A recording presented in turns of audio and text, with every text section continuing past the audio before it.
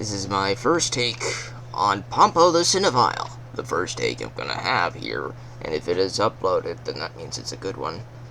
But this first take is gonna be one where I don't write notes about the film prior to talking about it, because I want to see how I can improv my way through this delightful, amazing film, do it proper justice without fumbling too much. This film is like a love letter to making a movie. It's a meta film. It's a how do you tell your story in 90 minutes about the movies and the making of the movies and the people involved in the making of the movies and all of the involved with it. How do we do that justice? Well, maybe we make our story about making a movie. Oh, that's genius. Enter Pompo the Cinephile. At first glance, you think, oh, wow, this is a child, and you're absolutely darn tootin' right. This person was born and raised among films. She was raised by her grandfather, who was the biggest movie, big guy in this fictional realm of Hollywood that's called Nyallywood, Nyallywood, Nyallywood. If you need to read it on the back, there you go. But the grandfather had the biggest clout in the industry, and she was raised by him. When being babysat, she would be watching films, she would be learning about films, and she has her grandfather's eye for films. She's very mature for her age, but she's also just a child at heart, and she has a certain outlook on movies that captures that childlike innocence and wonder of the film that a crusty adult has lost. But she has the experience and clout that an adult would have. She's got, like, the best of both worlds, and she's very much a critic of the big-time movies, because she is a B-movie producer. Probably because she believes that B-movies have a lot more freedom than the big-budget films that have to be fronted by a bunch of boards and bigger time showrunners and the showrunners' bosses and their bosses' bosses and their bosses' bosses' bosses' bosses and all the banks and the investors. Everybody's got to have a say in how the big time movie has to be made. That's why when you have a B movie that's very small, the only people that have a say is the producer, the director, the writer. And those three are the main three that have any say. Then you gotta get your budgets together. But then since this is a B movie, it doesn't have a lot of money that they have to get together. It's just a small budget and you make it work. You shoot a film over the course of a couple weeks and then you edit it over the course of a year and then you release it and there you go. There is your B movie. And this producer, Pompo, has made plenty of B movies because they take not a lot of time to do. I'm exaggerating by it taking a year to edit, probably more like half a year, but they shoot a bunch of these at a time. Usually with the same director, and then they have editors, a bunch of editors who are locked in a dungeon over the course of many months without sleep, oftentimes without food, living off of caffeine with bags under their eyes to scoop up the tears of the exhaustion that they can then drink to keep hydrated. This film is pretty satirical in the movie studio lifestyle, and I loved it. I loved every minute of it. It is exactly 90 minutes, and that is the hilarious part. Because you see with Pompo, she criticizes long movies probably because she's a child and she has more than likely ADHD. Something I can relate to. Now, with this short attention span comes a desire to have shorter movies. Probably the perfect length for a movie is 90 minutes. Can you condense Lawrence of Arabia into 90 minutes? I think you can, but I don't think you should. 4 hours is an epic. Epics belong in the cinema system. Epics belong in the Hollywood world, but they should be rare. They should be like when you have a jar full of pennies, there should be like a couple diamonds. For every 100 pennies, there should be maybe 2 diamonds. Those dimes would be your 4-hour epics. The pennies should be the normal length movies. Not everything needs to be a dime, because not everybody has 4 hours to watch a movie in the theaters. Not every movie needs to be 2 hours. Not every movie needs to be 3 hours. 90 minutes was the perfect length for a film, and that's what she was rolling with. If you watched a single 3-hour film, you could have watched 2 90-minute movies, back to back, at the drive-in theater. And that's usually what they did back in the day. They shot movies for a lot shorter of a runtime. Usually these lower budget B movies tended to be roughly around 90 minutes. That's the best point of time for your movie. It condenses the film. It challenges the writer. It challenges the director. It challenges the editor to cut a bunch of footage and compile it together into a narrative of 90 minutes to see if it would work. And in this film, it's animated, so you're not actually shooting film. No, but it is exactly 90 minutes, as it says on the back here, maybe. Does it? 94 minutes, 4 minutes of credits, okay? It's exactly 90 minutes long before it hits the credits, alright? That is a delight. And the last line in the film is, I believe, the director man. He's getting an Academy Award for shooting a film. We're going to talk about that in a moment. He gets an Academy Award for shooting this film that was produced by Pompo. And he says that the best thing he liked about the movie was that it was exactly 90 minutes long and cut to credits. That was the best point to end the film, and it was a delight. A delight. Now let's talk about the actual plot here. Pompo has written a film that she has written precisely for 2 people in mind. The girl that she met that came to audition for a role that she did not belong in, but this character seemed to have sparked a desire in Pompo as a writer, that she wrote a script explicitly for an actor/actress. And that happens all the time. They make a lot of scripts centered around the main character that they want to be played by a certain person. They modify that character's personality after that actor to make sure that that actor plays the role to perfection. This happens in the industry all the time. All the time. And when that happens, I know I've said before in a previous video that your actor needs to mold themselves into the role of the character. You don't need to modify the character for the actor. That I would probably still defend myself saying when you're making films like Batman. When you're making Batman, you need to modify your actor to be Batman. You don't need to modify Batman to be your actor. That's wrong! I don't know why I have Batman sitting here. You know, he's just sitting on my desk. He's just chilling right here, just barely off screen. He's in the shadows. You never know which direction I'm gonna pull him out. Maybe I'm gonna pull him out from the side. Maybe I'm gonna pull him out from this side. Maybe he's gonna come in from the back. You know, but there you go. Here's that. Either way, so Pompo writes a script because she meets a certain person. Try this one right here. This girl is a young actress. I don't know how old she is, maybe 18 or something. And she has moved to Hollywood after graduating from high school, and she has come here to embrace her dreams of being an actress. And she is not giving up. She is just starting, and she has so many stars in her eyes that she blinds the people she looks at.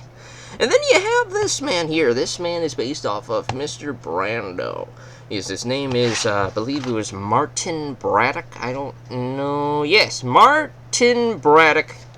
Martin Braddock is based off of the actor legend Marlon Brando.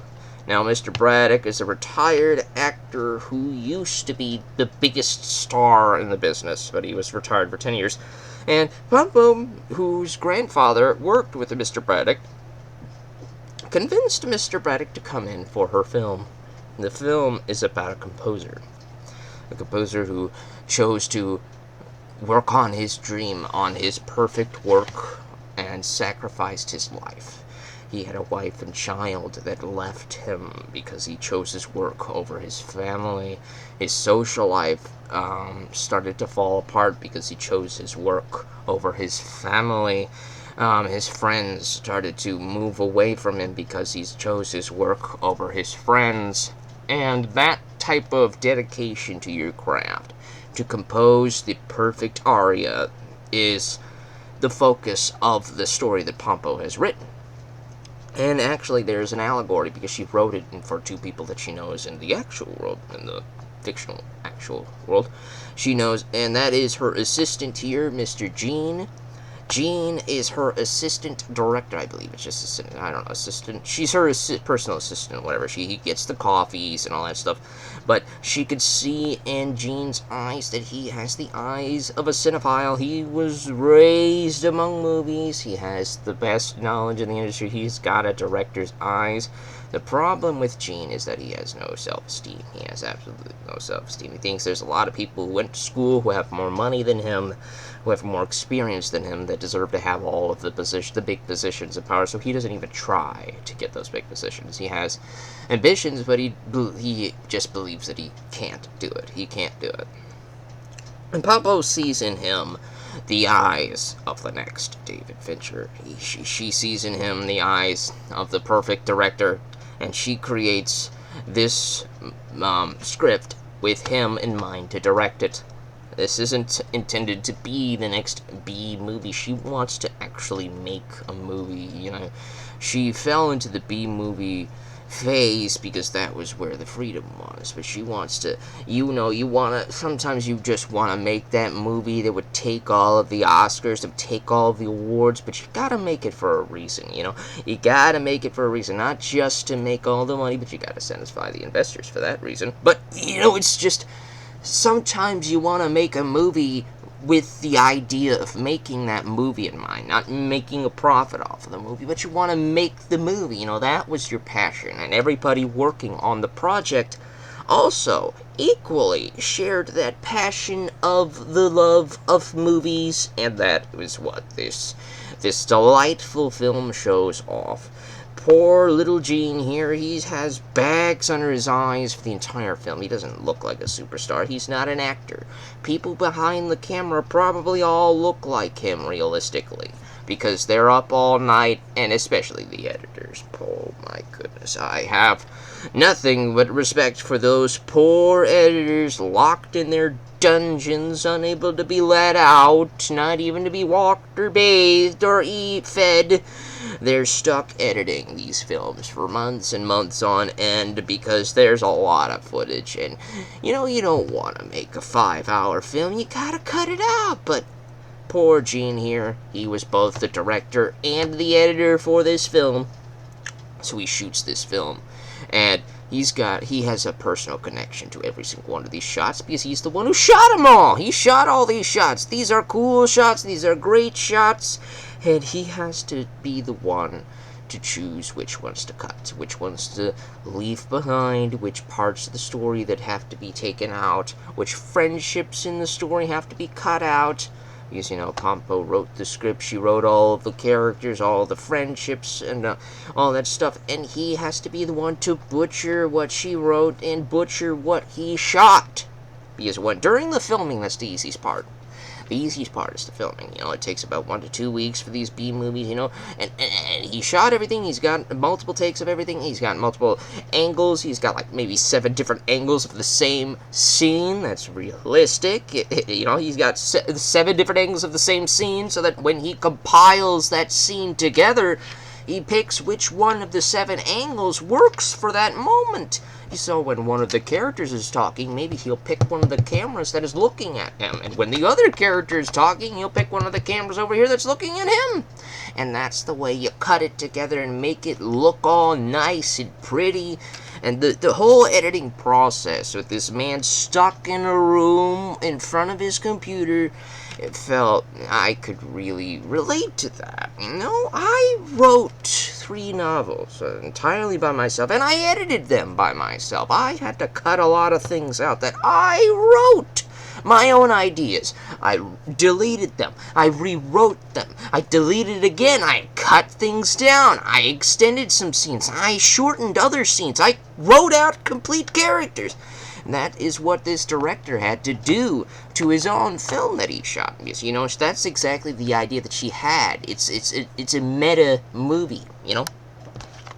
In the film, Mr. Braddock plays a composer who cut out facets of his life in order to compose the perfect aria. And at the end of the film, he does end up composing that perfect aria after spending some time with the spunky farmhand lady that he ends up being lost in the wilderness for a couple days working on her barn for some money to get back to civilization. And during that time, he comes to have a new perspective on life and a new perspective on music, because she was whistling a tune probably that she heard from her parents, a little folk tale or a little folk tune or song or whatever. And he starts to hear the innocence of music again from a certain perspective that he was lacking. And this redefines his whole perspective on music, so he composes the perfect aria and justifies all of the sacrifices he had to make to get to where he was. And then and that's Gene here. That's the allegory to the Gene character in the film. Because, you know, he shot that movie, and now he has to get that message put onto the film. There's a lot of very wise dialogue. I'll probably be missing out on over half of it. If I talked about all of it, we'd be here for hours and hours and hours on end. I want you to watch this movie. It's not long at all. It's 90 minutes. You can do 90 minutes. Surely you can. If you could do 60 minutes watching that Final Fantasy nightmare of mine that I did the other day, then you can spend 90 minutes to watch this excellent film. Now, where was I? Alright, I'll talk about two conversations, at least two conversations that they have in this. The first one I'm going to talk about is a conversation between Pompo and Gene. Gene asks her why him. She asks him to direct this movie, and he asks why. Why him? He's nobody. He's nobody special. There are directors far better than he is. So what's the deal here? Why is he always in this limelight to do this, whatever? And she basically says it's because his eyes don't sparkle. What does that mean, he asks. And she tries to clarify and says that when you meet an actor or an actress, their eyes sparkle, you know, and that tends to, yeah, you know, when everything's handed to you in life, with these actors and these actresses, they make millions and millions and millions of dollars, like Mr. Braddock here. Their eyes shine and sparkle with a certain level of radiance that hinders the creativity. As she says, a happy person is not the most creative of people. She says that the satisfied life lacks a certain perspective of looking for things because they're already satisfied. They're no longer looking for things. And she looks at him and she sees an absolute loser who's going nowhere in life. And she says that that's a compliment. This is a compliment because happy people lack a perspective that the people like Gene have. And this perspective correlates the creative outlook. I'm going to try to find that exact quote. Alright, I think I found it here. Now, this quote more or less says, "Those others, their eyes all sparkled. The truth is, a fulfilling life grants a perspective that lacks a certain depth. And so happiness, in a way, destroys creativity. So those others aren't qualified to be creators. They might be qualified to be actors, but they're not qualified to be creators. However," and this is her quote, so it's going to be in first person. "However, when I looked into your eyes," Gene's eyes, "I saw the typical signs of an outcast with nothing going for him." Now that's a compliment. "People who don't fit in the real world create their own world inside of their mind. The expanse and depth of an outcast's inner world is directly correlated to their untapped creative potential. Now, when I listened to that scene, to Pompo's explanation to Jean there, I was filled with yeah, that's more than likely true. I'm not trying to say that happy people can't be creative people. No way at all. If you want to be a happy person and be a creative person at the same time, that is the ideal. That's the ideal. You want to be both, man. You want to have it both, and that's what you want to attain.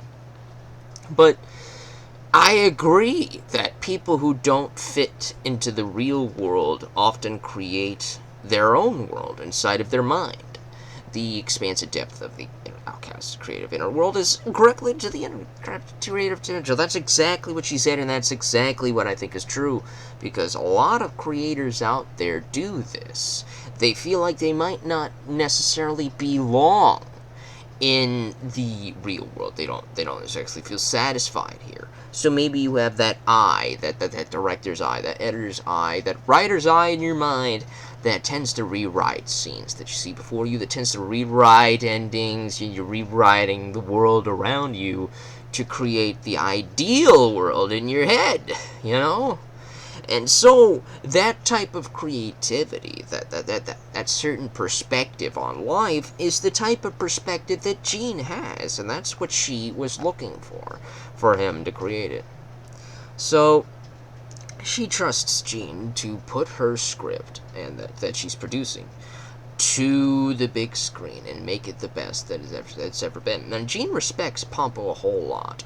So he wants to make the best movie for her, and he doesn't want to insult her by cutting all of the scenes that she wrote and all of the characters that she wrote out of the movie. But he also has that personal connection to the film because he's the one who shot it. And it also harkens back to one of those age-old adages in creating film, is that the director probably shouldn't be editing their own movie, because they have a certain personal connection to the film that might make them too connected to every scene and unwilling to cut things that need to be cut for the sake of making the best movie, because they think everything should be there. They shot it. It's theirs.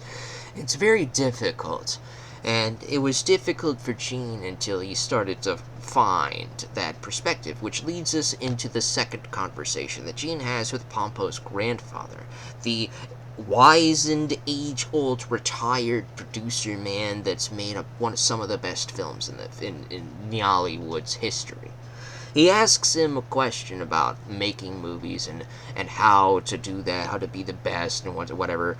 And the grandpa basically just says, as a director and as an editor, when you're editing the movie, you have to ask yourself, who am I making this for? Who am I making this for? And when you find your answer to that question, you finally find the perspective to do what you need to do for that film. So when Jean looks at that film and he looks at all the scenes that he's trying to cut down to a shorter 90-minute runtime to follow into what she said about the perfect 90-minute movie, and he starts to get that perspective, who am I making this for? And then he starts to see himself in the movie. He sees himself in Braddock's position. Braddock, this guy here, the composer, man. Braddock is trying to create the perfect aria. Jean is trying to create the perfect movie. This is his directorial debut here, and he's trying to make the perfect aria. He's trying to find that perfect melody, that singing song that he could see on the screen of all of the footage that he's captured, and he's trying to compose all the notes into the perfect aria. And then he starts to see himself in Braddock, and he starts to see himself in that character, and he watches through the whole movie again, and he sees himself in that character, and he realizes there is a scene missing in this movie. Now, if you have ever made movies, and I doubt anybody who's ever made movies watches this channel, but if you ever have, I'm fairly certain you are well aware that when you do reshoots, You gotta get the actors back. You gotta probably find another crew, or hope you can get the same crew who knows how to do the shots and the scenes in the way that you want. You gotta get investors to come in. You gotta extend the due date, because the film was set to be due in 2 weeks, and now he basically realized that he needed this new scene, and so he had to basically start all over from scratch. And it's like Pompo has to go talk to the bank investors, and the bank investors have to determine whether or not this is worth doing. This is the man's directorial debut. It might be a complete flop. And so even on the investors' side, this film focuses a lot of time on that. The risks involved with investing in a small-time person who nobody knows about. They're investing in somebody's dream. They're investing in the dream to make that a reality. And then the bank, and there's a nice perspective on the banks too. It's a nice perspective on this bank, where this young, youthful investment manager starts to try to talk to the board and say, "Isn't that what we're about? Making people's dreams come true." And then the other guys, they're all a bunch of old people. They're a bunch of crusty people. They've been around for a minute. And they're like, "The dreams are well and good. That's exactly what we're here for. But this is not, you gotta also think about the profitability of this. We might lose a lot of money if we invest in this and this falls apart. And we have to think about that as investors." And that's very smart. Everything that's in this movie, every scene, every moment, every line of dialogue is both smart, important, and needed for this film to tell what it does. And it tells it in 90 minutes! And Gene makes his movie at 90 minutes too. He ends up cutting the film down. He ends up doing his reshoots. The bank ends up investing the money, and they end up risking the money to invest. Pompo gets the budget together. They get the crew together. They get the actors back. They cast a new actress for a new role, for a new character. She rewrites that scene into the film, and he shoots it. He edits it together. He finally cuts it down to 90 minutes to tell the story that perfect aria that sang in his head from the footage that he had captured. He was able to make a 90-minute perfect movie. And when that film released out there, it won all the Oscars. Martin Braddock won Best Actor. The lady here, she won Best Actress. Pompo here probably won Best Producer. And Gene, poor Gene here, he won Best Director. Now, he overworked himself to the bone. Like his physical health was so deteriorated to the point where he passed out in his computer chair. He could not function. He was taken to the hospital, and he woke up a couple days later. And she was like, "I'm gonna have to get another editor to finish the film." And then Gene is like, "No, you cannot do that. Because if somebody else edits this movie, it stops being my movie. They do not have the idea, the vision that only exists in my head to put this out in that perfect way that only I could do." So he gets out of that hospital bed. He gets back into that dungeon computer room, and he finishes that movie. He was able to finish it. And he was able to finish it with the help of this girl. She became his friend. There might be something between them, but they don't focus too much on that, which I think is a good thing. I'm tired. You don't need to focus on the romance in this movie. It's not important. But there's something between them, and she helps him finish the movie, and she sees that he's cutting out a lot of her scenes, and that's another perspective. Even that scene's important, because it provides the perspective that an actor probably shouldn't have a lot of involvement in the editing process, because they also have a certain bias to their own scenes. And he's, as the director, has to cut a bunch of scenes. Her scenes, his scenes, entire characters are removed from the movie. He has to make a lot of tough decisions. And she has to see that those are the decisions that he's making, and that's making a big toll on him. And she has to accept that a lot of her scenes are going to be cut in order to make the perfect movie.